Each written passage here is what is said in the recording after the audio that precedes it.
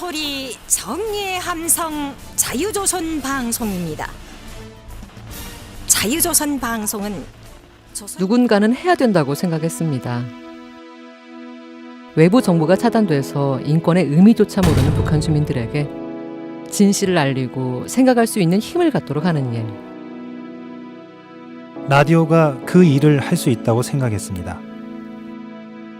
그래서 2005년 12월 10일 북한으로 첫 방송을 보냈습니다. 처음엔 당장은 아니더라도 어떤 성과가 보일 거라고 생각을 했습니다. 그런데 누가 듣는 건지, 듣기는 하는 건지 어떤 반응도 우리에게 오지 않았습니다. 설상가상으로 북한에서 압력을 가해 러시아 측에서 주파수 이용 계약까지 파기하더군요. 다른 주파수를 찾을 때까지 6개월 동안 방송을 보내지 못하기도 했습니다. 어려운 고비들을 몇 번이나 넘기며 서로를 다독이던 그때 어두운 곳에 있는 사람들은 정말 여기처럼 방송을 듣지 않습니다. 온몸으로 먹습니다. 그렇게 흡수력이 대단하다는 거, 방송하시는 분들 정말 열혈 팬들이 거기 있다는 거 정말 굳게 믿었으면 좋겠습니다. 다양한 일부의 목소리들을 라디오로 통해 들으며 상상하고 희망하고 미래를 그려보았었다. 와, 정말 듣고 있구나. 북한에서 우리 방송을 들었다는 분들을 드디어 만나게 됐습니다. 힘이 됐고 고맙다는 탈북자분들의 말을 들으면서 우리가 하는 일의 의미를 다시 돌아보게 됐습니다. 더 많은 북한 주민들에게 희망을 전하려면 어떻게 해야 할까? 고민 끝에 2014년 10월 두 개의 민간 대북 방송사인 자유조선 방송, 열린북한 방송, 그리고 북한 전문 인터넷 신문 데일리 NK, 영상을 만드는 OTV가 힘을 합치기로 했습니다. 그렇게 4개 단체가 모인 것이 바로 국민통일방송입니다. 안녕하세요. 안녕하세요, 감독님. 네, 이강백 대표님 오랜만입니다. 정말 몇 년 만일까요? 그러게 말이에요. 제가 네. 언젠가 그 국회에서 한 4년 전인가 국회에서 한번 마지막으로 네. 뵌 게. 그러니까 저도 간간히 우리 통화를 했잖아요. 네, 전화 통화를 근데 했죠. 만난 거 정말 몇 년 만이네요. 맞습니다. 반갑습니다. 네. 그 자유조선방송 네. 옛날에 지금은 이제 국민통일방송으로 통일방송. 바뀌었고, 그리고 데일리 NK, 네. 이제 우리 탈북민들 특히나 저 같은 유튜브 및 이제 영화 준비를 하는 사람들에게는 데일리 NK 하면은 북한 소식의 특종. 아, 그런가요? 데일리 NK가 그 데일리 NK를 보면서 항상 느끼는 게 뭐냐? 그나마 북한 소식을 이렇게 하루하루 알려주는 게 저희는 굉장히 고맙죠. 아, 그래서 아마도 뭐 그 시청자분들께서 이 자유조선 방송이나 네네. 네, 국민통일방송으로 바뀌었고 네. 더 업그레이드된 거죠. 네. 그리고 데일리 NK에 대해서 잘 모르실 거예요. 그렇죠. 그 네. 데일리 NK하고 국민통일방송이 어떤 것인가요? 국민통일방송은 북한 주민을 대상으로 음. 하루에 3시간씩 라디오 방송하고 있습니다. 네. 그리고 통일방송 하나 더 하는 게 있는데, 북한 주민들이 요즘 USB에 담긴 네. 외부의 드라마, 영화 많이 봅니다. 네. 저희가 매월 정기적으로 북한 주민들에게 다양한 컨텐츠를 USB에 담아 보내고 있습니다. 이게 통일방송이 하는 일이고요. 그러니까 국민통일방송은 네. 북한 동포들에게 라디오도 송출을 하지만 하면서 예, USB에 네. 담아서 영화나 드라마, K-팝과 같은 문화 컨텐츠를 제공하고 있습니다. 그러니까 북한식으로 말하면 자본주의 황색바람을 들여놓고 그런 있군요. 셈인가요? 네, 네. 저희식으로는 다양한 문화 컨텐츠를 네. 제공하고 있는 거고요. 네. 데일리 NK는 북한 전문 인터넷 신문이에요. 네. 그래서 북한에 지금 있는 주민들하고 저희가 네. 직접 연락을 주고받으면서 북한의 뉴스를 가능하면 빠르고 정확하게 네. 한국과 국제사회에 전하는 일을 하고 있습니다. 네. 그 국민통일방송에 대해서 좀 더 여쭤보고 싶은 거는 네네. 이 USB에 이제 우리 한류라든지 또 이 네. 서방 세계의 문화 이제 그런 걸 USB에 담아서 들여보내고 있지 네. 않습니까? 네. 지금은 뭐 북한이 그 USB 스텔스 USB까지 우리가 그렇죠. 만들지 않습니까? 그 북한 동포들이 그 국민통일방송에서 보내는 USB를 보면은 그 어떤 반응들을 보인다고 합니까? 8월 달에 보낸 거 네. 반응이 좀 왔어요. 네. 반응을 편지로 꼼꼼하게 써서 저희한테 보내주는데요. 네. 어떤 게 인상적입니까? 그랬더니 제 기억에 두 가지가 남네요. 하나는 임수경 씨 신문 소식을 하나 보냈어요. 임수경 씨. 그랬더니 이제 당시 임수경 씨가 이제 평양에서 음. 그 왔을 때 무슨 행진 행사에 참여하신 분이었나 봐요. 아, 마침 네, 그분이. 네, 네. 가지고 그 임수경 씨가 지금도 살아있다는 소식에 어하. 한편으로는 옛날 생각도 나고 또 아직도 살아있고 근데 뭔가 추억이 새록새록 나고 그래서 네. 어쨌든 그걸 인상 깊게 봤다 이런 아, 편지가 하나 있었고 그렇군요. 또 하나는 영화 내부자들이라는 영화가 이번에 이제 저희가 네. 보냈던 것 같은데 네. 그걸 보면 이제 영화 내부자들에서 이제 막 그 음모. 뭐 그런 거잖아요. 네. 근데 거기에서 그 얘기가 기억에 남는다는 거예요. 국민들은 개, 돼지니까 신경 쓸 거 없다. 이런 대사가 나오나 봐요. 네, 맞아요. 그 대사를 듣고 나니 갑자기 과연 우리나라는 개돼지다 나기는. 최고 지도자는 백성이 주인이고 인민이 주인이라고 말을 하는데 정말 우리가 주인일까? 자기가 생각하기에는 간부가 주인이고 우리는 소나 말이 아닐까?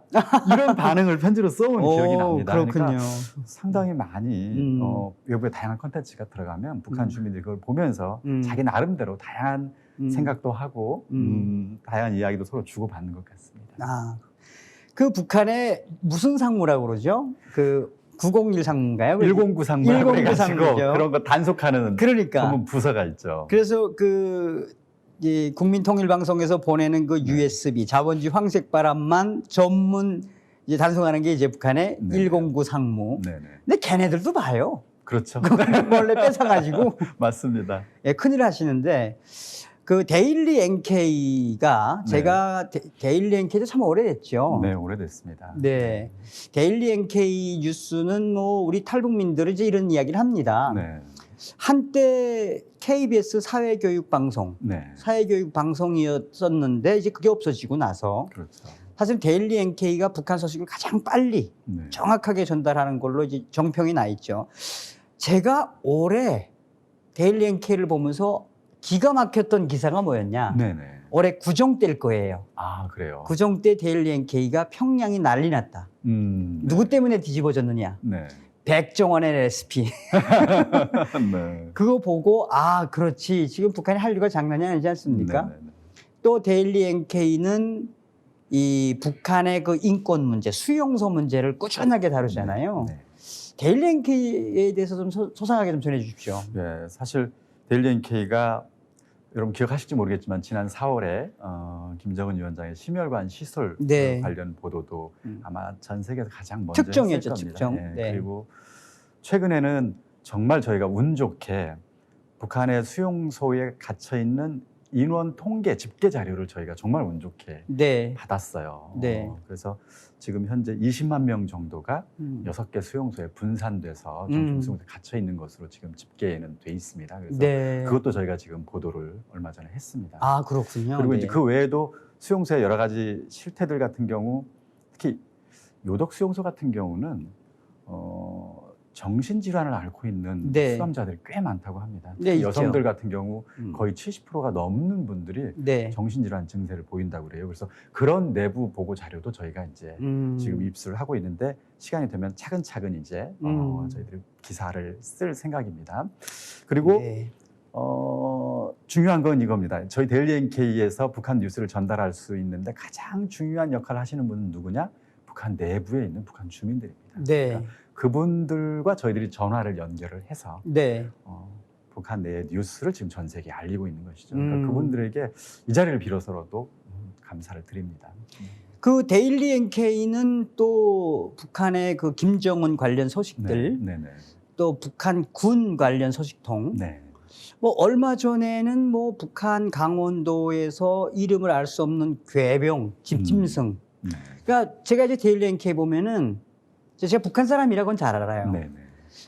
정말 14년, 15년 동안 북한의 이 휴민트라고 해야죠. 네네. 북한 내부 정보원들 정말 잘 뒀다. 그러면서 네. 얼마나 고생이 많았을까. 그 정보 하나하나가, 북한에서 보내는 정보 하나하나가 그게 절대 공짜로 오진 않거든요. 저희도 사실은 그 점이 가장 어렵습니다. 네. 솔직히 말하면 어떤 점이 가장 어렵냐? 통화를 하는 것 자체가 위험합니다. 아유, 북한에서. 큰일 나죠, 이제 걸리면. 더군다나 굉장히 중요한 소식들 같은 경우는 그걸 만약에 전화 통화를 하다 그런 얘기를 누군가 밖으로 전달한다? 그게 발각되면 목숨이 위험할 수도 그럼요. 있습니다. 그래서 네. 저희한테 가장 힘든 일은 그분들과 전화를 계속해서 연결하는 그 자체. 그러면서 이제 안전하게 지켜줄 수 그렇죠. 있는. 그분들이 그러면서도 생명이 위협하지 않도록 네. 보호해야 되는 이런 문제가 사실은 가장 어렵습니다. 그렇습니다. 이 자리에서 네. 좀 이 얘기를 해도 되는지 모르겠지만 안타깝게도 2017년경에는 저희 탈북 기자분 중에 한 분이 꼭 뭐 저희 기사 때문만은 아니었습니다만 네네. 중국을 여행하는 도중에 북한 당국자들에 의해서 북한으로 납치돼서 끌려가는 사건도 있었습니다. 그러니까 그만큼 대단히 위험한 일이죠. 이제 그런 측면에서 저희도 최선을 다하고 있지만 그러나 역부족을 많이 느낍니다. 근데 어쨌든 그걸 도와주시고 또 어떤 분들은 오랜 기간 사명감을 갖고 해주시는 분도 계세요. 네. 그런 분들의 힘 때문에 저희가 북한 소식을 알 수 있는 것이 아닐까 싶습니다. 그러니까 이제 그 전 세계적으로 뭐 거의 동토의 왕국 같은 게 북한 아니겠습니까? 그렇습니다. 예. 저도 이제 제가 2012년도 장성택 죽고 나서 그 장성택 처형과 김정은과 중국과의 커넥션을 다룬 영화를 준비하면서 네.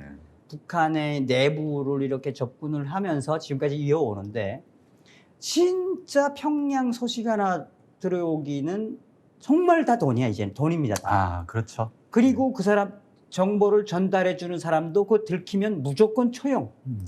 그래서 제가 그 어려움을 누구보다 잘 알 것 같은데 네네. 또한 그 데일리 NK가 이제 제가 그 외신을 좀 보면 네.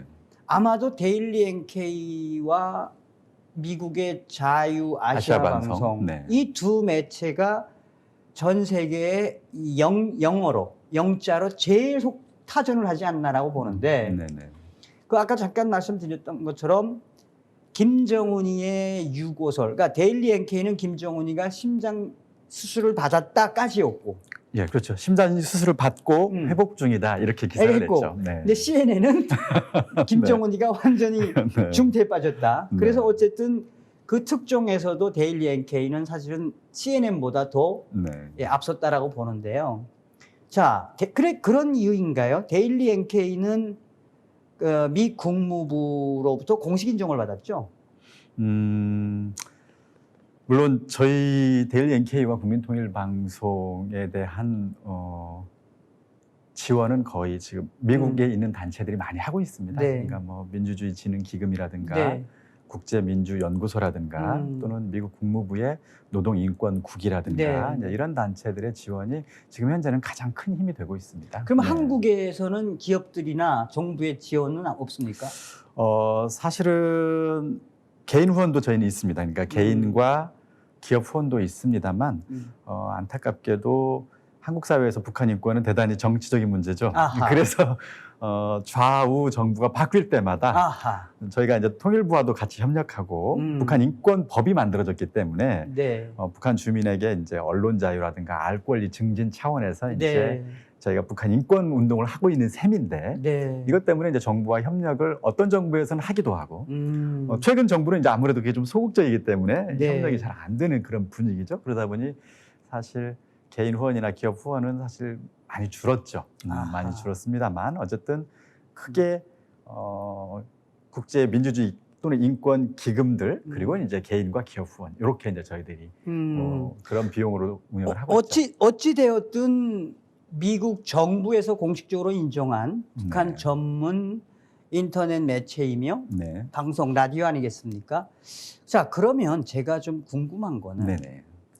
저도 이제 여독 스토리라는 작품을 하기까지도 좀 뭐 고초가 있었죠. 제 아버님이 수용소에서 돌아가신 네. 그 한풀이를 시작한 건데 네. 이제 그런 북한 인권이나 그런 작품을 하면서도 의외하지 그래요, 저는. 네. 솔직히 말해서 돈이 안 되잖아요. 네. 근데 제가 궁금한 건 우리 네. 이강백 대표님은 제가 꽤 오래 지켜봤는데 네네. 이렇게 수익이 안 되는데 왜 하십니까? 사실은요. 저도 대학교 때 학생 운동을 했었습니다. 이른바 386 세대의 네. 끝 학번이에요. 네. 근데 운동권이었다는 소식이죠. 그렇죠, 운동권이었죠. 네. 근데 이제 사실 아시는 분은 아시겠지만 음. 당시 학생 운동이 겉으로는 민주주의나 통일을 내세웠지만 그들의 이념적 경향은 사회주의 혁명가들이었죠. 맞아요. 근데 북쪽 땅에 우리 민족이 만든 북한식 사회주의가 있잖아요. 그러면 여러 가지 사회주의 나라들마다 사회주의 형태가 조금씩 다르지만 네. 남한의 사회주의를 만들려면 당연히 우리 민족이 이미 만들어 놓은 저 북한 땅을 모델로 해야 되는 게 아니냐. 이게 이른바 주사파 학생 운동이었죠. 네. 그러니까 뭐 저도 당시 학생 운동의 주류는 주사파 학생 운동이었기 때문에 네. 저도 당시 이제 주사파 학생 운동을 했죠. 아, 그렇군요. 그런데 네. 1990년대 중반 아마 감독님 기억하실 거예요. 수많은 북한 주민들이 굶어 죽어갔잖아요. 고난의 행군데요. 그렇죠. 네. 그 현상을 목격하면서 처음에는 북한이 이상사회, 사회주의 이상사회, 노동자, 네. 농민이 주인된 평등한 사회라고 굳게 믿고 있었는데 남한을 북한식처럼 만들어야지. 이게 제 학생운동의 목표였는데 그 장면을 목격하는 순간 진실이 드러나 버린 거잖아요. 네. 북한 사회야말로 오히려 민주주의와 인권이 필요한 세상이구나. 사람이 굶어 죽고 있는 사회가 네. 어떻게 이상사회가 될 수 있냐. 이런 생각이 이제 그때 갑자기 든 거죠. 그러면서 주사파 학생운동에 대한 환상은 산산이 부서져 버렸습니다. 네. 특히 당시 아마 기억하실 거예요. 김일성 주석이 94년에 사망하고 나서 금수산 태양궁전에 이제 무덤을 만들었잖아요. 황 선생님 증언에 따르면 8억 9천만 달러 들었다는 거예요. 네. 그 당시 북한이 1년에 한 200만 톤 식량이 부족해서 사람들이 네. 막 수십만씩 굶어 죽어갈 때예요, 매년. 네. 근데 8억 9천만 달러 돈이면 당시에 동남아나 중국산 옥수수 쌀 600만 톤 살 수 있는 돈입니다. 그러니까 3년치 식량 부족분을 네. 살 수 있는 그 돈으로 독재자의 무덤을 만든 것이죠. 그 사실 앞에서는 누구도 버티지 못했습니다. 저 역시도 마찬가지예요. 그래서 그때 주사파 혁명운동을 포기하고 평범한 생활인으로 돌아가려고 했었죠. 네. 근데 문제는 그때 이제 북한에서 수백만이 굶어 죽고 있는 그 순간에 저희들한테 이제 다 포기했는데 이상하게 고통받는 사람을 위해서 또는 인간의 생명을 지키기 위해서 또는 네. 자유를 위해서 더 나은 세상을 위해서 투쟁해야 된다, 뭔가를 해야 된다라고 하는 그런 근본 정신은 잘 안 버려지는 거예요. 네. 근데 인간의 생명, 자유, 풍요를 위해서 그러면 이 한반도 내에서 그들을 위해 싸워야 된다면 가장 심각하게 고통받고 있는 사람이 과연 누굴까?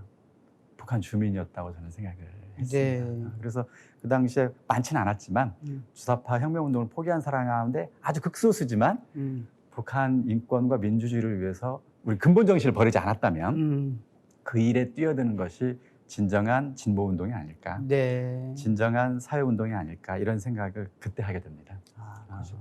그러니까 그 80년대에 네. 김일성이를 이제 두 번 만나고 당시에 소위 말하는 주체사상, 네네. 뭐 PD 계열이나 NL 계열이라고 하는 그 주체사상의 대부였던 네. 김영환 선생께서 네네. 똑같은 말씀을 하셨어요. 그랬을 겁니다. 주체사상에 심취를 했었는데 네. 실제로 북한에 가보고 이후에 북한 인민들이 저렇게 자유와 인권이 없이 죽어가는 그 모습에서 네. 내 사상은 뿌리채 흔들렸다. 주체사상의 대부였던 김영환 선생께서는 북한 민주화의 초석이 되셨죠. 그렇죠. 네. 어쨌든 저는 그 말씀을 좀 듣고 싶었던 것 같아요. 이 일이 결국은 인류의 가장 보편적 가치가 아니겠습니까? 네네. 그래서 그 보편적 가치를 추구하는 것이 바로 국민통일방송이고 데일리 NK다. 자, 그런데 저는 제가 데일리 NK를 한 3일에 한 번씩 안 들어가 보면 이제 네. 네, 계속 들어가 봐요, 저는.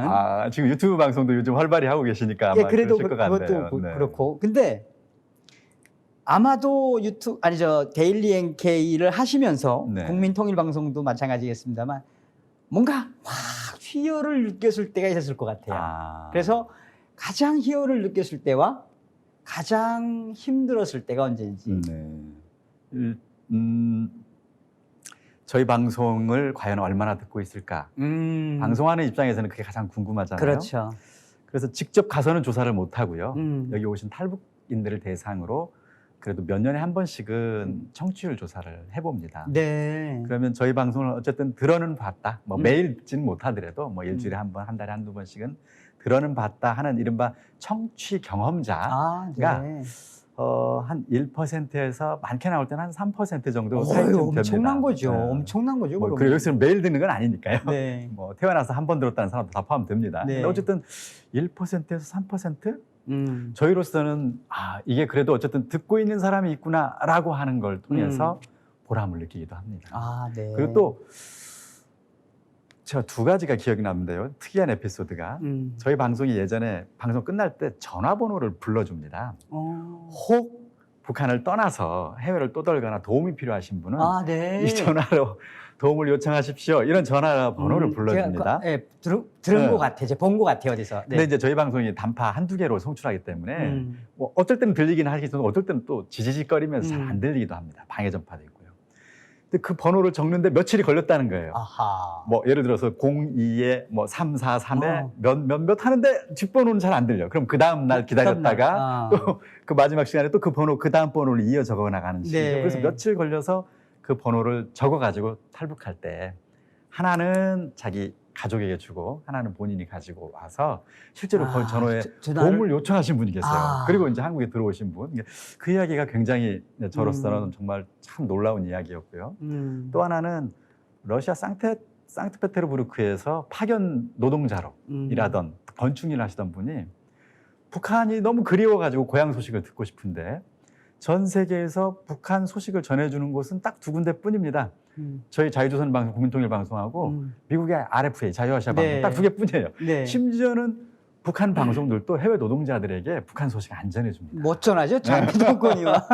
네. 그러다 보니까 이 방송을 스마트폰으로 매일매일 들은 거예요. 네. 하루에 2시간씩 이걸 듣고 2년 동안 듣다가 고향으로 들어가야 되는 시점에 돈이 안 모여가지고 가족한테 들고 갈 돈이 없어요. 그래서 결국 탈출을 결심해서 한국에 들어오신 분이 그 2년 동안 들었던 통일방송 이야기를 해주실 때 저희로서는 큰 보람을 느끼죠.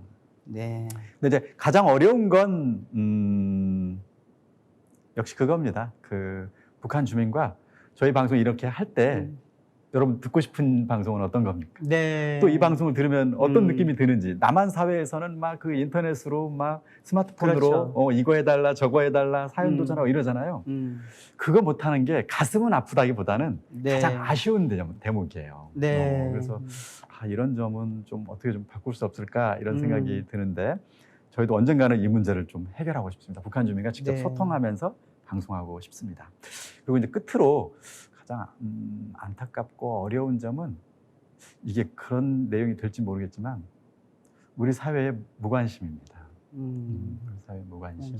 생각보다 사실 우리 사회는 북한 주민의 어떤 인권이라든가 북한의 변화에 사실은 관심이 적다고 저는 생각합니다. 네, 맞습니다. 그래서 가끔씩 말로는 통일을 얘기하고 말로는 북한 주민의 인권을 얘기하지만 사실 우리 사회는 생각보다 이 무관심하기 때문에 과연 우리가 이 하는 일이 북한에 의미 있는 변화를 일으킬 수 있을 것인지 가끔씩은 좀 회의감까지는 아니지만 어려움을 많이 느끼죠. 이제 그런 대목들은 좀 안타깝습니다. 뭐 제가 충원을 해드리자면 저도 이제 한국에 온 지 24년 동안 제가 초질간하게 해왔다면 북한 관련 작품은 어쨌든 하자 계속. 제 이 사명감이 돼버렸죠, 이게. 근데 저는 이렇게 생각해요. 데일리 NK든 또 이 국민통일방송이든 우리 국민들이 무관심한 것도 있지만 우리 국민들이 또 몰라서 그럴 수도 있어요. 그렇죠. 몰라서.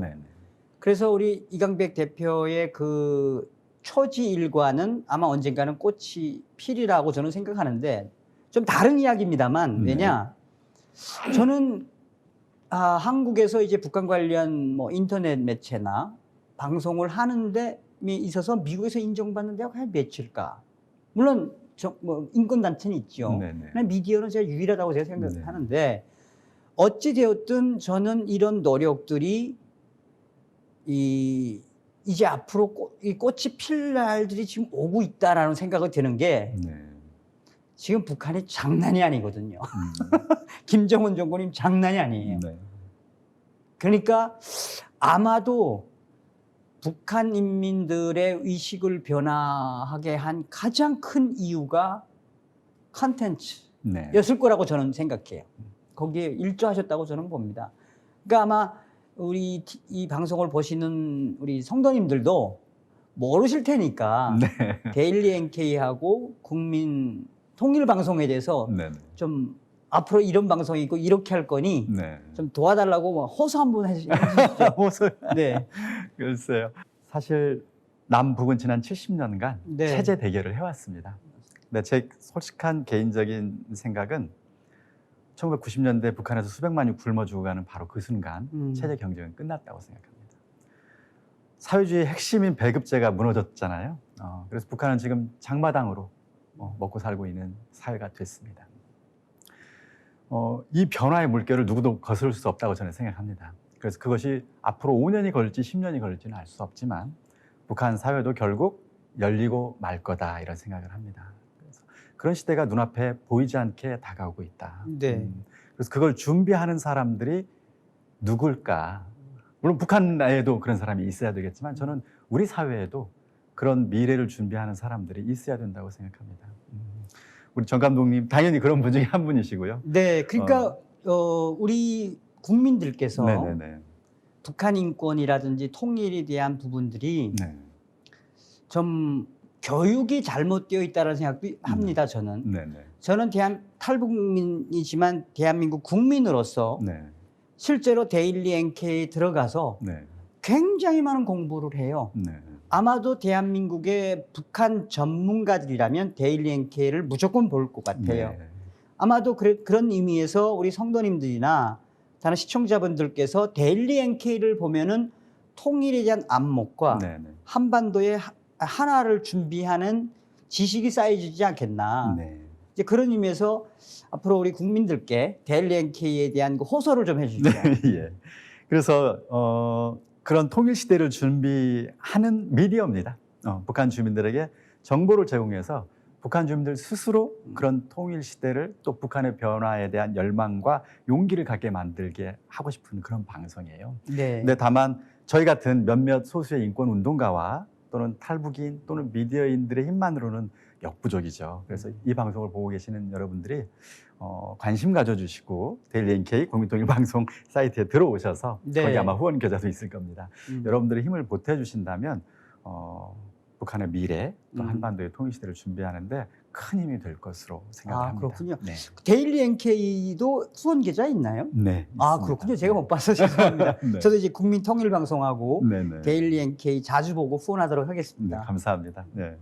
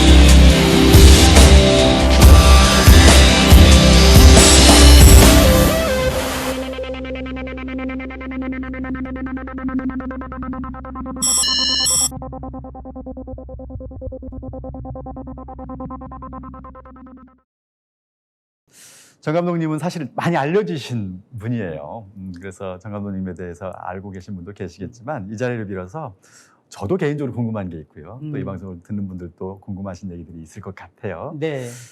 첫 번째는 역시 정성산 감독 하면 요덕 스토리입니다. 네. 요덕 스토리 어떻게 만들게 됐는지 또 그 네. 요덕 스토리를 통해서 사람들한테 어떤 메시지를 던지고 싶었는지 궁금합니다. 네. 아, 참 숙연해지죠. 이런 질문을 받을 때마다 네. 제가.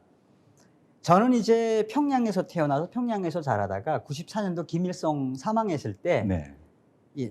이 라디오, KBS 라디오를 듣다가 체포가 돼서 제가 어쩔 수 없이 이 차가 굴르는 통에 네네. 94년도에 이제 탈출을 하게 된 거죠, 북한을. 아, 그렇군요.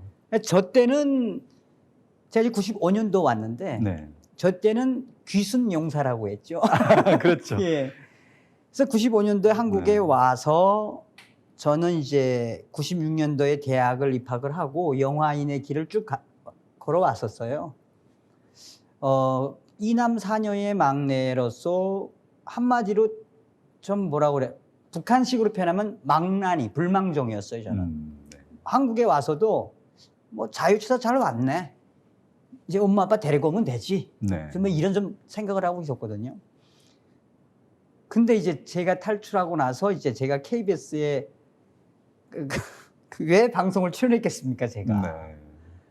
KBS에 이 사회교육 방송, 사회교육 라디오 네. 출연하고 또 개그맨으로 개그구 프로그램 나가고 결정적인 건 진달래꽃 필 때까지라는 드라마를 쓴 거예요. 아, 그래요. 98년도인가?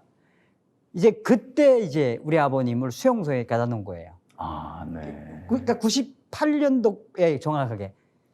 그래서 아버님이 수용소 가셨다가 해령 수용소에 있다가 이제 한 3년 만에 또 저기 그 양강도 해산에 노중리라는 그 탄광 유배지가 있어요. 네네. 거기 갔다가 이제 그리고 이제 TV 출연 일절 제가 안 하고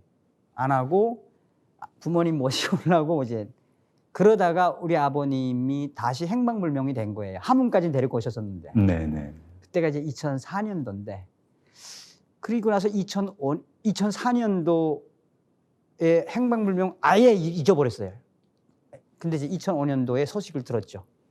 아버님이 다시 회령수용소 가셔가지고 저 때문에 이제 공개 처형당했다. 아, 그래요? 네, 그 소식을 듣고 이제 저는 지금도 생각나는데 뭐 다 그냥 내려오고 싶었죠. 생을 끊고 싶었죠. 근데 오기가 생기더라고 이게. 안 되겠다. 그냥 나는 영화 감독하면서 살려고 했는데 왜냐면 또 시리즈 썼죠. 네. 실미도 뭐 공동경비구역 거기 내 이름을 실명을 안 썼으면 좋은데 이게 실명이 나오다 보니 걔네들이 보기에는 문화쟁이로 뭐 이제 좀 그랬나 봐요. 근데 그때 피뜩 든 게 탈북 영화 감독 하나 있어도 되겠다. 북한을 다루는 영화 만들어야 되겠다라고 시작한 게 영화 요독 스토리였고 근데 이게 투자가 되나 그때. 네. 그래서 어쩔 수 없이 이제 2006년도에 뮤지컬 요독 스토리를 올렸고 뭐 잘 아시다시피 요독 스토리는 북한의 가장 악명 높은 이 요독 수용소 15호 수용소 이야기 아니겠습니까? 네. 그 이후에 요독 스토리 뭐 한 3,000회 이상 했죠. 공연도 참 많이 했죠. 대단하네요. 대단하네요. 그리고 이제 2013년도까지 마무리하고 이제 평양 마리아로 시작을 했죠 또. 네. 평양 마리아를 올려놓고 갑자기 세월호가 이제 사건이 이어지면서 대한민국 공연계가 완전히 이제 그래서 어찌됐든 요독 스토리와 평양 마리아 또 뭐 그 안에 이제 양강도 아이들이라는 영화로 또 뭐 데뷔도 하고 그리고 뭐 땡큐 코리아라는 1인 모노 뮤지컬도 만들어봤고 뭐 여러 가지 시도를 했어요 저는. 근데 여기서 중요한 건 뭐라고 할까 이 사랑 이야기를 감히 못 하겠는 거예요 제가. 왜요? 모르겠어요. 그냥 곰곰이 있느라면 그냥 북한 동포들이 그러니까 자다가도 지금도 수용소에 있는 거 악몽을 꿔 아직도 막 미치겠는 거예요. 그러니까 우리 이강백 대표님이 사명감을 가지고 하시듯이 오케이 북한에서 온 탈북 영화 감독이 어쨌든 통일될 때까지 한번 사명감을 가지고 해보자 하고 이제 나쁜 말 나면 그냥 바득바득 되는 거죠. 근데 아까 이제 사실은 저도 그게 궁금했어요. 정 감독님은 어쨌든 평양에 계셨고 또 예술을 하셨던 분인데 왜 북을 떠날 결심을 했을까 이런 게 사실 궁금했는데 아까 말씀을 잠깐 해주셨어요. 네. 사회교육 방송 듣다가 네. 이렇게 탈출하게 된 계기를 말씀해 주셨는데 탈출 과정에서 혹시 지금 기억에 남는 거 있으세요? 뭐 생생하죠. 네. 저는 그거는 죽어도 못 잊죠.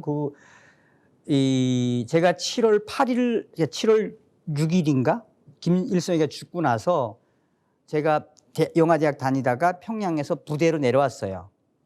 네. 2군단으로 내려와서 호상 서다가 그 당원들만 서거든요. 네. 제가 군을 위탁생으로 갔으니까.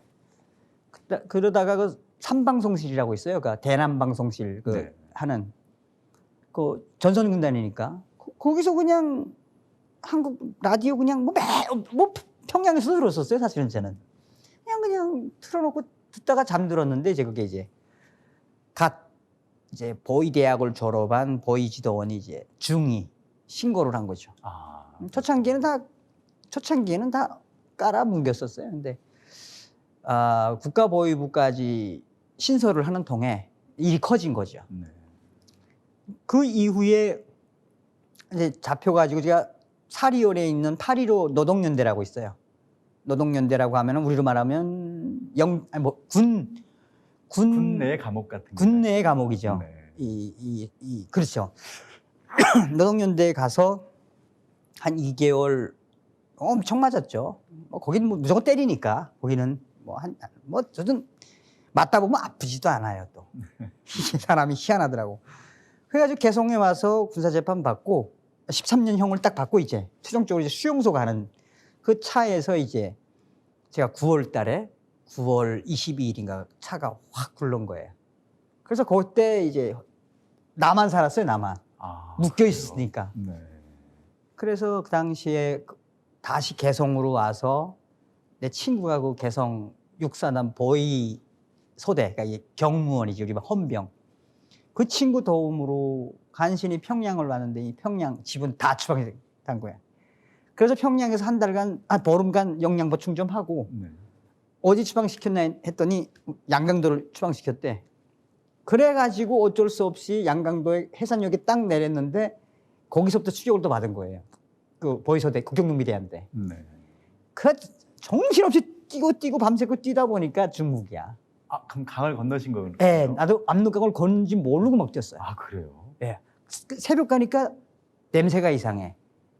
공화국 냄새가 아니야. 돼지고기 냄새 나고 풍요로운 냄새가 나. 네. 거기가 바로 조선 종마을이 있어요. 네. 그리고 제가 지금도 이 다리 흉터가 있는데 그때 총 맞으면서 유탄되는 통에 조선족 아니었으면 죽었죠, 저는. 그때가 그러면 몇 월이었어요? 계절이? 그때가 예. 10월 말 11월 초. 그러면 북쪽에 11월은 추울 텐데요. 네. 그때는 뭐 영하 10도, 15도 됐을 네. 때예요.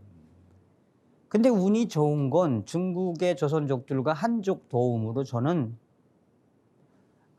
빨리 홍콩으로 갔어요. 선전을 가라고 그러더라고. 선천, 네. 심천. 네네. 그래서 심천에 가서 또 홍콩으로 저는 이제 그 철책 있잖아요. 네. 철책 자르고 들어갔지 홍콩에. 그래서 경찰을 청하고 그리고 저는 22일 만에 한국에 왔어요. 금방 오셨네요, 그러면. 네. 그 홍콩 감옥에 한 25일 정도 있었나? 그리고 나서 바로 그 다음에 1월 6일 날 내가 김일성 사후 1호 탈북자라 네. 이제 1월 6일 날 홍콩 경찰이 나오라고 그러더라고. 이제 보니까 한국의 그 당시에 안기부, 네. 우리 안기부 여원들입니다 그러더라고. 겁먹었죠. 이거 독약 먹이는 거 아니야? 이제 그래가지고 거기 이제 바로 구룡 터널 가가지고 홍콩에 들어와서 비행기 대한항공 딱 봤는데 비행기 타고 그때 김포공항에 딱 네. 잊을 수가 없죠. 궁금합니다. 그 북을 떠날 때부터 음. 남한으로 가야겠다 생각을 하신 것인지 아니면 일단 무작정 중국으로 갔다가 거기서 결심하게 된 건지 그것도 궁금합니다. 저는 좀 후자 쪽에 가까운데요. 네. 저는 평양에 살면서 또 영화대학을 다니고 또 평양 뭐 원래 태어난 거는 지금 중앙당 거리가 있는 제 아버님도 정무원 네. 이 중간 간부여가지고 주로 제 아버님이 이제 그 중앙당 그 재정경리부 산하 안에 뭐가 있냐면 벤츠 부품만 전문 구입하는 부서가 있어요. 그 부서에 있는 정무원 부서였어요. 그러니까 독일에 가서 벤츠 당간부들 벤츠 부품 사오는 네. 역할을 했던 게 제 아버지 역할이어서 저는 어릴 때부터 독일 소위 말하는 칼파스 햄이라고 하는 그 독일에 대한 굉장히 막연한 게 있어요. 저는 그러니까 잘 살았던 이야기죠. 저는. 네. 그리고 평양 살면서 뭐 한국 영화나 뭐 한국 이 라디오 뭐 많이 들었어요. 저는. 이게 뭐가 있었느냐? 아, 한국 잘 살아? 그래, 너 미제 식민지잖아. 네. 이제 그랬어요. 저는. 잘 살지만 미제의 식민지. 너희 그럼 주체성 있어? 뭐 이랬어요. 그런데도 우리 공화국은 문제가 많아.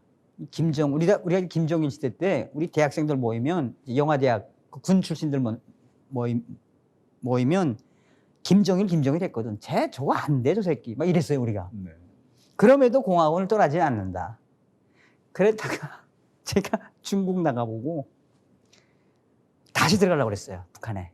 아, 그래요? 네, 다시 들어가려고 그랬어요. 근데 조선족이 오히려 너희 맹충이 아니야. 넌 야, 북조선이 좋긴 뭘 좋아, 야.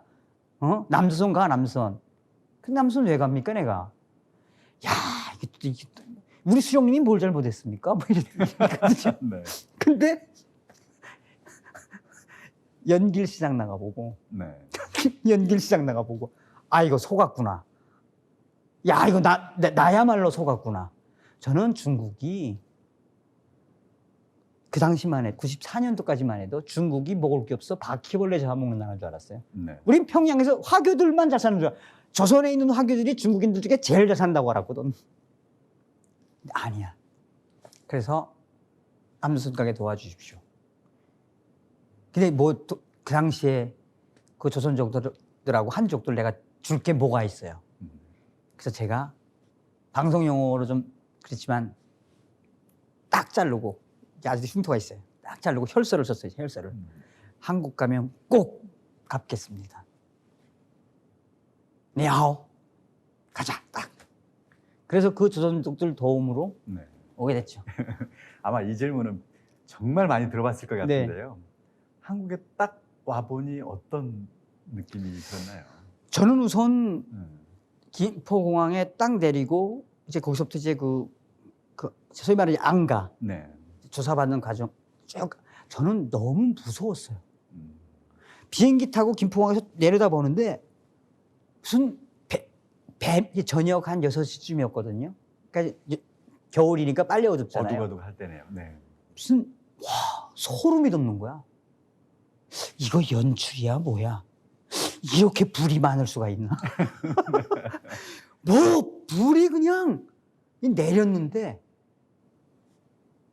와 설마 나를 위해서 이런 많은 차를 차가 너무 많으니까 그 안기부 요원들이 아 짜증나 이거 연출 뭐 이런 저는 너무 충격이었어요. 네.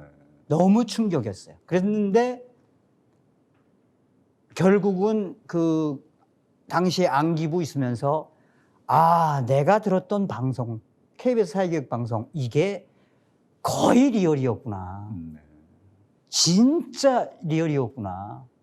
내가 그래서 한국은 대통령 하도 까도 안 잡아간다 그래가지고 그때 김영삼 대통령 시절이었거든요. 네. 안가에 가가지고 내가 김영삼 야 이 새끼야 욕도 한번 해봤어.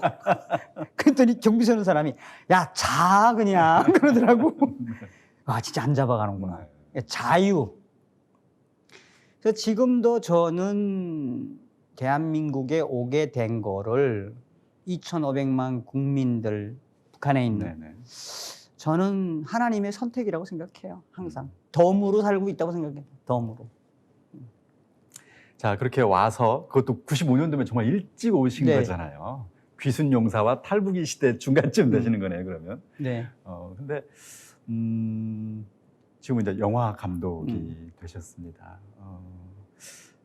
글쎄요.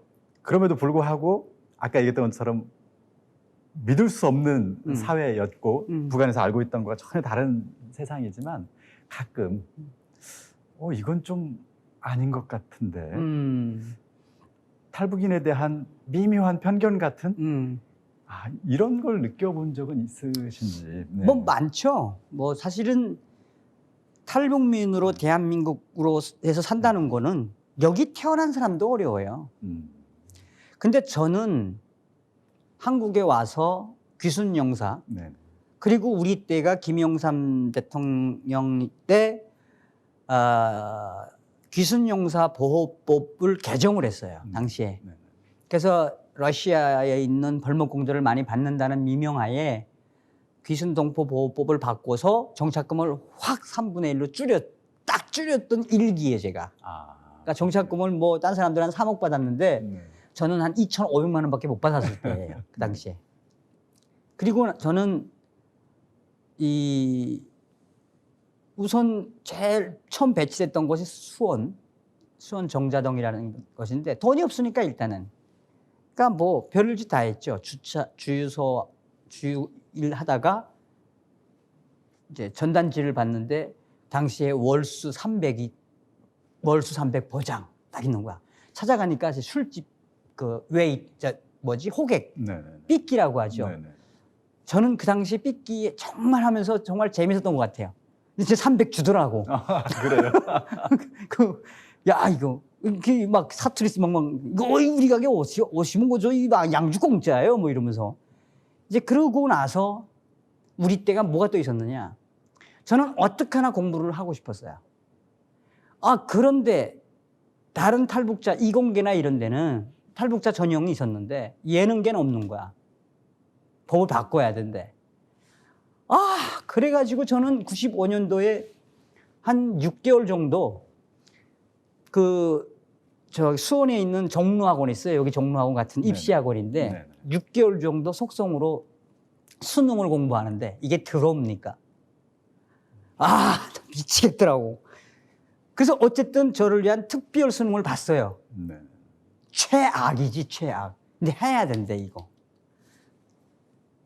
그래서 제가 수능 보고 그래도 동국대학교를 들어갔어요. 형식적이지만. 근데 우리 때는 또 대학 다니면서 지금은 그 당시에는 대학 등록금을 지원을 안 해줄 때예요. 그래요? 예, 우리 때가 샌드위치 때라. 나 아주 그냥 뭐 별일 다 했지. 대학 다니면서 단편 영화를 찍어야 되니까 뭐 이 짓도 하고 뭐 저 짓도 하고 이제 그래서 뭐 KBS 드라마 작가도 하고 이제 영화 시나리오 작가도 하고 영화 감독도 됐고 뮤지컬 제작자 이제 뭐 연출가가 됐잖아요. 뒤돌아보면 저는 초창기에 저를 무시했고 제가 어려웠던 시간들이 저는 거름이 됐다고 생각해요. 저는. 그래서 탈북민들한테 제가 그런 말씀들을 드려요. 아니 누가 오라 그래서 왔느냐. 여기. 불평하려면 다시 가. 대한민국 국민으로 받아준 것만 해도 감사하게 생각하고 살아야만 일이 잘 된다. 그래서 저는 아까도 말씀을 드린 것처럼 대한민국에 대한 감사함을 좀 빨리 깨우쳤던 것 같아요.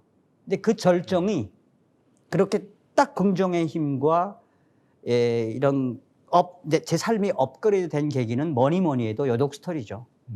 그 여독 스토리는 뭐 제 신장을 담보로 돈을 빌려다가까지 한 작품인데 그 작품을 도와준 세 분이 계시다면 첫 번째는 황장엽 선생님. 뭐 거의 뭐 자기 쌈지돈까지도 주셨으니까. 그 다음에 주선의 권사님이라고 계세요. 네, 압니다. 주선의 스님 아시죠? 네. 한일장신대학교. 네. 세 번째가 박근혜 당대표였어요. 네. 박근혜 당대표가 그 당시에 본인 이름으로 5천만 원을 후원해 주셨으니까. 그랬는데 이제 그리고 나서 이 소식이 알려지면서 갑자기 후원이 들어오기 시작하는데 하루에 뭐 몇천만 원씩 들어오고. 네.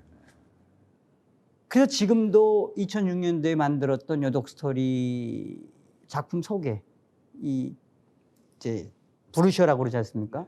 그 앞에는 그 당시에 후원해줬던 사람들 500명의 인원이 빼곡하게 있어요. 그때 오케이. 하나님이 계시구나. 네. 오케이. 이제 그렇게 생각하게 됐죠. 어쨌든 떠나와서 식민지 남한에서 결국 탈북인 영화 감독이 되셨는데 네. 최근에 감독님 보시면 유튜브 활동 열심히 하세요. 네. 구독자가 얼마나 돼요? 지금 한 36만 정도 되죠. 대단하시네요. 근데 뭐 유튜브도 사실은 제가 약간 정치적이긴 하지만요. 네네. 실은 제가 다 서울에서 삶을 정리하고 인천에 가서 냉면집이나 편하고 좀 쉬려고 그랬는데 네. 어느 날 냉면집이 저를 좀 극단적으로 싫어하는 사람들이 냉면집에 대해서 좀 안 좋은 게 있었어요. 그러니까 그동안 벌어놨던 돈을 한순간에 이제 냉면집에서 없어지게 된 거죠. 그래서 미국에 이민 가려다가 이렇게 되면은 내가 실패자가 될 터인데 라고 시작한 게 유튜브예요. 그랬는데 제 힘이 아니라 저는 그동안 정성산 감독과 또 평양 마리아, 그 다음에 여독 스토리를 도와주셨던 그 서포터들이 네. 제 유튜브에 와줘서 또 한 번 감사함의 연장선상이죠. 네. 어쨌든 대단하세요. 능력 있는 분 같아요. 여독 스토리 뮤지컬, 영화, 그리고 이제 유튜버까지 구독자 30만이면 정말 어마어마한데 그럼에도 불구하고 지금 감독님은 작품을 만들겠다는 네. 꿈을 지금도 간직하고 계실 텐데요. 네. 이 방송을 듣는 분들이 그거 궁금하실 것 같아요. 작품 구상? 어떤 걸 구상하고 계시는지. 제가 지금 준비하는 작품은 원래 영화 여독 스토리는 참 오래됐어요. 네. 영화 여독 스토리. 근데 이게 영화 여독 스토리를 헐리우드 자본으로 하려니 헐리우드이 언젠가부터 무슨 중국화돼 버렸어요. 헐리우드이.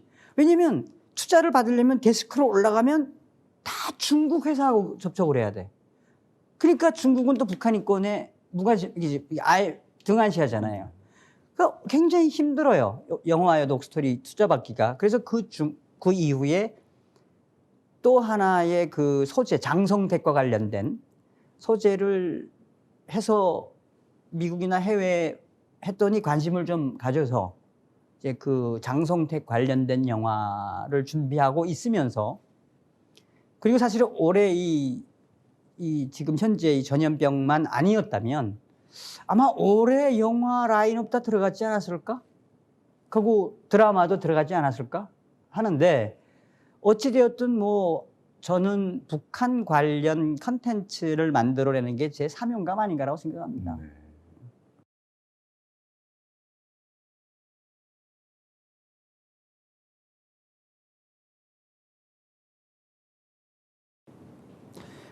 요즘 우리 대한민국 젊은이들 중에는 통일을 원하지 않는다, 내지는 이대로 갔으면 좋겠다라고 하는 부분이 굉장히 많은데, 사실은 전직 대통령들도 그런 말씀을 하셨고, 또 전직 대통령들이 계속 추진했던 게 이제 북방 정책이라는 건데, 이 북방 정책은 통일뿐이 아니라 우리가 하나가 됐을 때 유라시아로 갈 수 있는 거대한 자본이 있다는 뜻이다라고 이해하면 되겠습니다. 그러니까 지금 젊은이들한테 통일에 대한 중립성과 부정을 가지고 있는 성향은 아무래도 통일에 대한 교육이 잘못되어 있지 않나, 저는 개인적으로 그렇게 생각을 합니다. 글쎄요, 통일을 왜 해야 되느냐. 저희가 예전에 통일로를 했었잖아요. 우리의 소원은 통일. 그래서 그냥 하나의 민족이니까 분단된 우리 민족을 다시 하나로 합해야 된다, 이런 통일로를 얘기했던 것 같아요. 근데 지금 젊은이들은 분명히 다른 것 같습니다. 제가 통일 강연 할 때에도 늘 그거 물어봐요. 통일을 하고 싶은가, 또는 될 것 같은가, 아니면 조금 부담스러운 것이 사실인가 물어보면 저 말대로 맞습니다. 그 부담스러워하고 어려울 것 같다고 말하는 사람이 자꾸 늘어나요. 솔직히 저도 잘 모르겠습니다. 다만 그럼에도 불구하고 이 통일의 열기를 우리 사회에 좀 더 확산해야 되는 그런 어떤 내용이 뭐가 있느냐 물어본다면 저는 민족이 하나로 통일되는 것도 통일되는 거지만 두 나라가 정말 하나로 통일국가를 만들잖아요. 그러면 대략 8천만 정도 인구를 가진 그야말로 한반도 통일국가가 탄생하게 될 겁니다. 제가 기대 심리가 있는지 모르겠지만 북한이 아마 빠르게 경제 발전하게 될 겁니다. 중국이 예전에 경제 발전할 때 막 10% 막 이렇게 경제 성장을 했는데 북한이 그렇게까지 할 수 있을지 모르겠지만 제가 볼 때는 그 못지않게 성장할 거라고 봅니다. 그래서 현재 거의 40분의 1이라고 하는 1인당 소득 격차를 빠른 속도로 줄여갈 거고 그때 북한의 경제 수준이 남한의 80%를 넘어서는 순간 통일은 눈앞에 다가올 수 있다고 생각을 합니다. 그리고 한국도 사실 경제 성장률이 뚝 떨어져 있습니다. 이제 새로운 경제 성장 동력을 찾아야 되는데 뭐 신산업을 여러 가지 뭐 만들어서 새로운 경제 성장 동력 찾는 방법도 있겠지만 저는 북한이 개혁 개방하고 빠르게 경제 성장하면서 여기에 우리 한국 경제가 북한 경제 성장에 도움이 되고 협력할 수 있다면 굉장히 중요한 한국 경제 성장 동력이 될 수 있다. 이건 저는 통일 경제라고 얘기를 하고 싶습니다. 그래서 이것을 해야 되는 세대가 지금의 20대, 30대 세대가 아닌가. 앞으로 눈앞에 그런 변화가 10년에서 늦어도 15년에는 올 수밖에 없다. 누구도 막지 못한다. 저는 그렇게 생각을 합니다. 다만 그럼에도 불구하고 쉬운 일은 아니라고 봅니다. 같은 남한 내에서도 지금 정치적으로 서로 다르다고 대결하고 있잖아요. 이게 잘 안 돼요. 근데 지난 70년간 서로 대결을 해온 나라와 순조롭게 매끄럽게 통일을 한다는 것 쉬운 일이 아니라는 것 잘 알고 있습니다. 그러나 그럼에도 불구하고 그 어려움을 우리 세대가 특히 젊은 세대가 만약에 극복하고 이겨낸다면 우리는 완전히 새로운 8천만 인구를 가진 한반도 통일 국가를 세우는 그야말로 새로운 시대가 열릴 거라고 생각을 합니다. 그 길에 많은 젊은이들이 동참해 줬으면 좋겠습니다.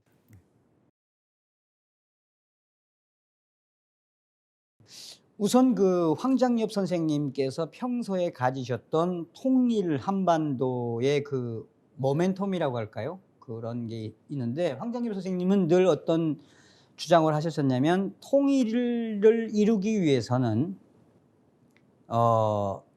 동방의 예루살렘, 그러니까 평양의 기독교의 역사를 아는 사람, 또 우리 한민족의 동질성을 아는 지도자, 그 다음에 이 한미동맹에 대한 그 역사를 확고한 사람, 한미동맹에 대한 확고한 의지를 가지고 있는 분, 그 다음에 탈북민들을 적절하게 쓸 수 있는 분, 끝으로 그 굉장히 용감한 분, 이제 이런 분이 통일 지도자가 되어야 한다라고 늘 주장하셨는데 여기서 중요한 건 뭐냐면 통일이라고 하는 큰 범주에 있어서 뭐 정치, 사회, 경제, 뭐 문화, 생활, 풍습, 세태까지 다 이야기하면은 실은 우리가 가지고 있는 동질성조차도 다 하나부터 열까지 따져봐야 되는 그런 난관에 부딪히게 되는 거거든요.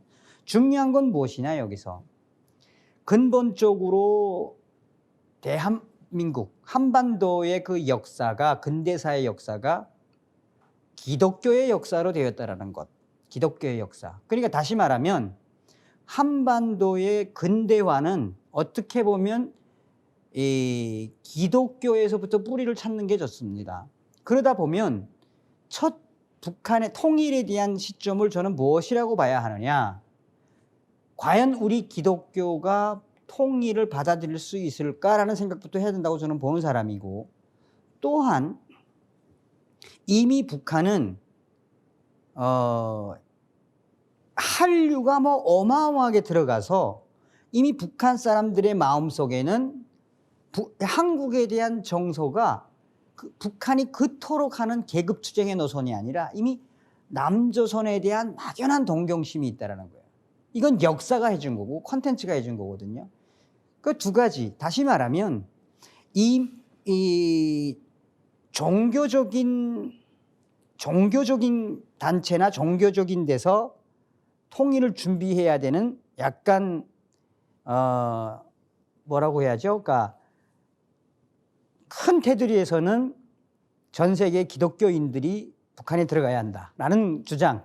하나는 이미 한류가 있기 때문에 북한 사람들은 오히려 한국에 대한 거부 반응이 없을 거다라는 것. 그 다음에는 이제 이강백 대표님께서 이야기하신 것처럼 그 경제 발전에 무궁한 미래 목걸이가 있다. 미래 목걸이가 있다. 그렇다면 결론은 무엇이냐? 매도 맞아봐야 한다고 통일을 어떻게 할까라는 게 아니라 통일을 해놓고 여러 가지 부딪히는 문제점들을 극복해야 되지 않을까라고 생각합니다. 저는 소통이 매우 중요하다고 생각을 합니다. 다만 안타까운 것은 북한 체제, 북한 정권이 소통을 할 수 없다는 것이죠. 제가 대학교 때 그런 기억이 나요. 전면 개방 자유 왕래. 대학교 때 이렇게 통일운동 한다고 앞에 플래카드에 구호를 썼는데 그 구호가 뭐였냐면 전면 개방 자유 왕래였습니다. 이 구호는 저희가 만든 게 아니고 북한에서 학생운동 투쟁하는 사람들한테 투쟁 지침 내릴 때 그 구호를 내려보내준 거예요. 전면 개방 자유 왕래를 외쳐달라는 거죠. 그 당시 북한은 그게 대남 전략이었습니다. 전면 개방 자유 왕래하면 북한이 우월한 사회이기 때문에 자연스럽게 북한식으로 통일될 거라고 믿고 있었던 것이죠. 재미있는 사실이 1990년대, 91년이었을 겁니다. 91년에 갑자기 북한에서 대남 방송할 때 전면 개방 자유 왕래 구호가 사라집니다. 그때 전 세계 사회주의 나라들 무너지던 바로 그때죠. 저는 진짜 통일을 해야 된다면 전면 개방 자유 왕래 지금 해야 된다고 생각합니다. 북한 정부와 우리가 대화해야 된다고 그랬잖아요. 그 대화의 가장 중요한 의제는 뭐가 돼야 되느냐? 제가 볼 때는 우리 전면 개방하고 자유 왕래하자. 이걸 지금은 저희가 외쳐야 된다고 생각합니다. 그리고 이게 너무나 당연하잖아요. 서로 하나가 되겠다면 당연히 자유 왕래하고 개방해야 되죠. 전 세계에서 북한 주민의 스마트폰 보급률이 지금 급격히 높아지고 있는데 외국과 통화할 수 없는 나라가 북한이에요. 전 세계에서 제가 볼 땐 거의 유일할 겁니다. 인터넷을 쓸 수 없는 나라가 북한이에요. 그렇게 소통, 외부 사회와 소통을 철저히 차단하고 있는 이 북한 체제와 정권의 결단을 촉구하는 이런 노력을 저는 오히려 우리 정부가 앞장서서 해줬으면 좋겠고요. 다만 그럼에도 불구하고 북한 당국이 그 하기가 어렵잖아요. 그렇게 되면 흡수될지 모른다는 두려움 때문에 하고 싶어도 못할 수도 있습니다. 그럼 우리는 그냥 놔둘 것이냐? 저는 북한 당국이 결단을 못 내린다면 외부에서라도 간접적으로 소통할 수 있는 다양한 노력을 해줬으면 좋겠습니다. 저희가 하는 대북방송 또 USB에 다양한 영화나 드라마를 가지고 보내서 북한 주민이 어쨌든 바깥 세상을 알게 하도록 하는 것, 이런 것들도 다 어떻게 보면 남북 당국자 간의 합의는 못한 내용이지만 국제사회와 북한 주민이 서로 소통하고 있는 거라고 저는 생각을 합니다. 이런 노력들을 많은 사람들이 관심 갖고 힘을 모아주신다면 훨씬 더 빨리 이룰 수 있지 않을까 생각합니다.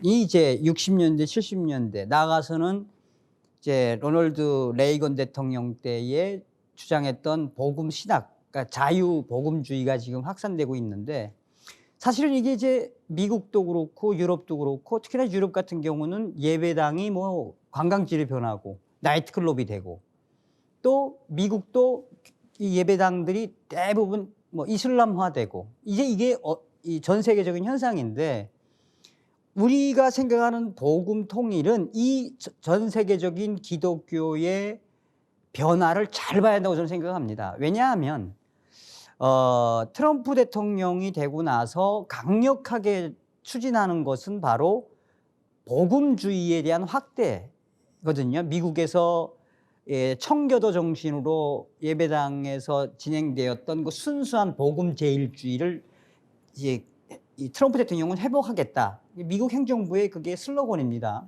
그렇다면 미국의 입장에서 봤을 때는 무너져가는 교회, 그러니까 성령을 부활을 시키겠다라는 거 아니겠습니까?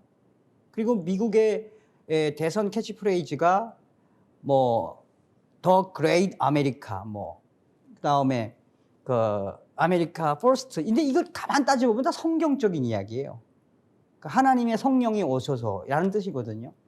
저는 이러한 국제적인 기독교의 현상, 기독교를 다시 부활시키려고 하는 미 행정부의 현상을 저는 어떻게 보느냐. 이때까지 한국 정치사는 분단의 70년, 이때까지 한국의 분단은 북한은 분단을 이용해 먹었고 한국 정치는 분단을 더 꾀했다고 저는 생각해요. 한국 정치 때문에 분단이 지속화했다고 보는 거거든. 그런데 제가 미국하고 이렇게 좀 비교했을 때 앞으로 우리 한반도의 복음 통일 코리아는 대세가 돼야 되지 않을까라고 봐요. 왜냐? 이미 지금 북한에 좀 눈에 띄게 늘어나고 있는 게 이 지하 교인들이거든요. 요 한 2년 됐나요? 저도 그동안에는 몇 년 전까지만 해도 그 평양 마리아 작품 할 때는 이제 이게 좀 특이한 케이스였는데 2년 동안 북한의 지하 교회가 굉장히 많이 늘어나고 있어요. 그리고 오히려 또 중국은 목사들을 다 잡아 가두고 있어요. 교회를 때려 부수는 상황까지 이뤘거든. 그렇다면 저는 트럼프 대통령이나 미국이 제대로 잡은 거는 교회를 박해하고 이 종교를 박해하고 인권을 무시하는 공산주의는 끝내겠다라고 본 거거든요. 그래서 이제 대한민국의 교회는 복음 통일 코리아를 다시 부활시켜야 하지 않나. 한때 대한민국의 3만 개 이상의 교회들이 북한 선교회가 다 있었는데 왜 그게 활성화가 안 되느냐. 자꾸 통일에 대한 거에 대해서 당장 통일을 오게 해달라 이렇게 기도하니까 젊은이들이 지친 거예요. 언제 오나. 지금은 통일이 무엇이냐. 이제는 젊은이들에게 하나님 북한에 한류를 담은 USB를 들어가게 해 주십시오 라고 행동을 할 때 이제는 이미 북한은 한류가 퍼져 있으니까 600만 대 이상의 스마트폰으로 언제든지 지금 북한은 뇌관만 터트리면 터트리게 돼 있으니까. 그래서 저는 우리 한국의 교회가 이제 정신 바짝 차려야 할 시기가 오지 않았나라고 생각합니다. 저희 방송을 듣는 그 북한 주민들이 대략 1%에서 3% 정도로 지금 조사가 되고 있는데요. 저희의 목표는 이걸 10%까지 끌어올리는 겁니다. 그래서 다양한 컨텐츠를 듣는, 그리고 그걸 통해서 민주주의가 필요하다. 우리도 개혁개방해야 먹고 살 수 있다. 그리고 나에게도 권리가 있구나. 이런 걸 깨닫는 민주적인 시민의식을 가진 북한 시민 200만 명을 만들고 싶습니다. 그들이 미디어 시민이 돼서 결국 북한 변화의 씨앗이 될 거라고 생각을 합니다. 그리고 두 번째, 지금 저희가 라디오 방송을 주력하고 있지만 북한 주민이 이제 바깥 정보를 영상으로 접하는 시대가 됐어요. 근데 안타깝게도 USB를 통해서 담아봐야 돼요.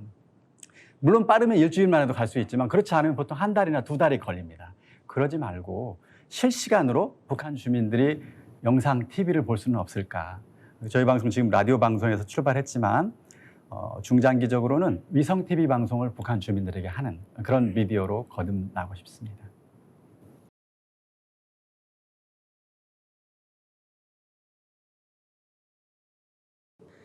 제가 몇 년 동안 교회의 역사를 좀 공부하게 된 계기는 유튜브를 통해서입니다. 다시 한번 유튜브 방송을 하면서 대한민국의 근대사와 또 앞으로 이 진행될 한반도와 전 세계의 운명들을 좀 공부한 책을 보면서 느낀 바가 있는데 무엇이냐면 분명히 소름이 돋는 건 전 세계적으로 아직까지도 1등은 기독교인데 앞으로 2030년에는 1위가 이슬람이 돼요. 이건 종교 연구 논문에서 나온 겁니다. 2030년도는 전 세계 1위가 이슬람이 된다? 물론 이슬람 종교를 뭐라고 하는 건 아닌데 저는 뭐가 소름이 돋느냐. 동방의 예루살렘이 평양이었어. 그러니까 해방되기 전에 해방되기 전에 38선 이북 지역에 예배당이 2,300개가 있었어? 이거 뭔가 그런데 왜 우리 대한민국의 기독교인들은 자꾸 이 통일에 대한 현실을 받아들이지 않을까? 그래서 저는 북한을 위해서 다시 한번 주의 청년들이 통일을 위해서 새벽 이슬처럼 일어나는 그 시대가 이제 와야 되지 않느냐. 왜? 우리 기독교 복음주의가 들어가야 김정은 정권의 재고 이후에 안정이 되지. 다른 종교나 다른 이권 세력들이 들어가면 사실은 북한은 아비 규환이 될 수밖에 없다고 생각해요. 그래서 저는 전 세계 기독교의 국교라고 할 수 있는 미국과 한미 동맹에 근거한 이 기독교 복음주의. 그래서 저는 복음 통일 코리아를 위해서 주의 청년들이 통일을 위해서 새벽처럼 일어나 주시길 바라는 마음으로 청년들이 일어서라라는 기도 제목을 드리고 싶습니다. 저는 이렇게 기도하고 싶습니다. 북한의 정치범 수용소를 해체하게 해달라고 기도를 드리고 싶습니다. 아까 제가 모두에서 말씀드렸다시피 지금 현재 북한 정치범 수용소에 갇혀 있는 사람의 수는 20만 명 정도입니다. 특히 요독 수용소 같은 경우는 여성의 78%가 정신질환 증세를 앓고 있다고도 말씀드렸습니다. 왜냐하면 강제로 노동해야 되고 성폭행도 당하고 그리고 약이 없어서 많은 사람들이 죽어가고 있습니다. 영양실조로 먹을 것도 물론 당연히 없고요. 21세기에 과연 그런 나라가 어디 있는지 싶습니다. 그 20만 명을 어떻게 구할까? 그리고 누가 구해야 될까? 이것이 저는 너무 힘든 질문이지만 그러나 사람들이 기도한다면 반드시 해낼 수 있지 않을까 하는 생각입니다.